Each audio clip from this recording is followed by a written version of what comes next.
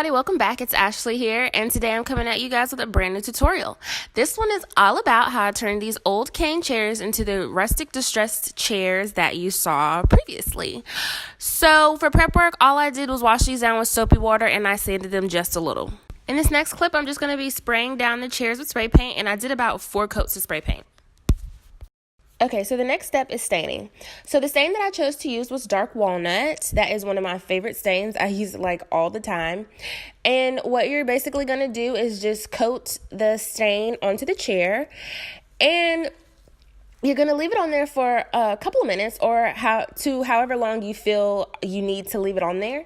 And then what you're going to do is you're going to wipe that stain right off. Now, what I'm going to tell you is you're going to have to do this a couple of times to get like a darker effect to the chair.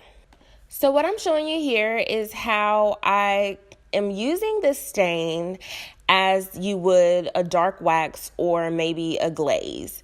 So what I'm doing is I'm coating it on there, and then I'm going to leave it on there until it dries just a little bit, and then I'm going to start to take it off with a rag. So here you can see how it's giving you that effect, like in the corners, it's a little bit darker, and it's just giving you like that kind of antiqued look to the chair without using any type of glaze or the dark wax. Is just strictly the stain. So this part, excuse that my camera is crooked, but I'm just lightly kind of distressing this, and then I'm gonna go a little harder with the distressing on the bottom of the chairs, and just kind of where I feel it needs to be distressed a little bit more. So as you can see here, that's a harder distress than the top part.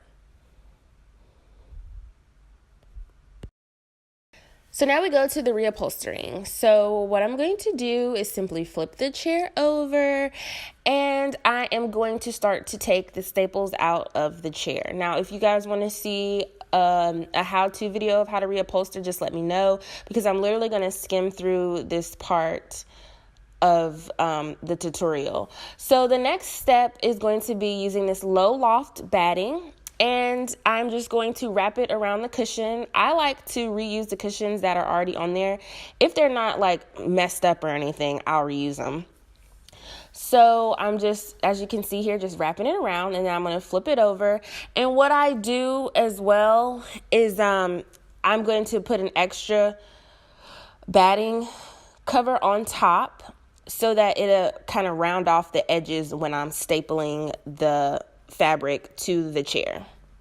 Okay, so now I'm just going to staple in the middle of each side, and then I'm going to go from the center staple out to the ends just to make sure that it's a good tight fit.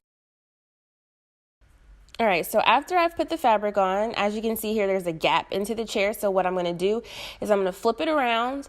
I'm going to remove that staple or the staples that I need to kind of loosen up the fabric so that when we flip the chair back over, we will not have that gap anymore.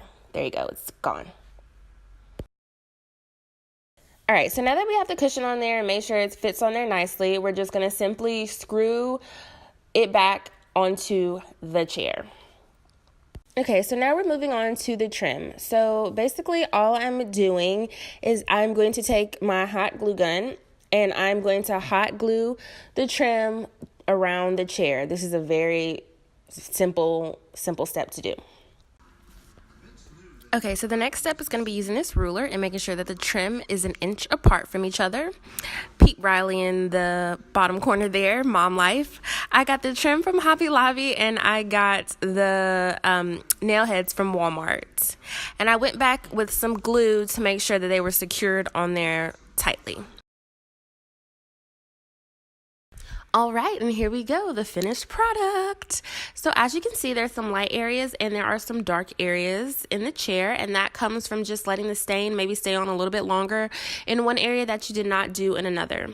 Another thing is that antiquing technique that I was showing you, where you leave it on for a little bit, wait till it gets like a stickier residue, and you take your paper towel, your rag, whatever you're using, and you wipe it right off. Another thing is in the groove of the chairs, it's dark, and that's because I just put the stain in there and I left it to dry. I did a heavier distress on the bottom, and then I did a little bit of lighter distressing on the top. So I really like how these chairs turned out, and the trim and putting the nail heads on was pretty easy. I thought that would be a little difficult, but it wasn't. If there's a question that you guys have, maybe that I didn't answer for you, you can always DM me. I will reply to you. I hope you guys enjoyed this video. If you did, give it a thumbs up, like, and comment. And I thank you guys so much for watching, and I can't wait to make another tutorial for you.